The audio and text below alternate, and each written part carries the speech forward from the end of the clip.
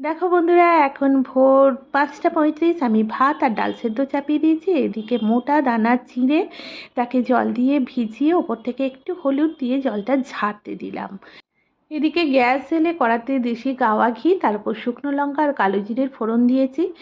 এখানে অনেক রকমের ভেজিটেবলস আমি হালকা সেদ্ধ করে জল ঝারিয়ে রেখেছি, সেটা কড়াতে দিয়ে লবণ আর চিনি মিশিয়ে হালকা করে ভাজছি।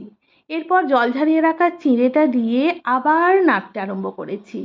এরই মধ্যে দেখো সূর্যি মামা উঁকি দিয়ে বলছে good morning, good morning everyone. হ্যাঁ বন্ধুরা দেখো, আর আমার এখনও ঘুম কাটেনি, চোখেতে একটু জল দিয়ে আমি ব্রেকফাস্ট তৈরি করছি। আজকের ব্রেকফাস্টটাই কিন্তু আমার টিফিন, কেননা এখন ডিউটি, মর্নিং ডিউটি, সেই জন্য লাঞ্চ বক্সটা আজকে ব্রেকফাস্ট বক্স। আর আমি সকাল সকাল রান্না করে ফেললাম মিক্সড ভেজ পোহা। বন্ধুরা তোমাদের কীরকম লাগলো জানিও।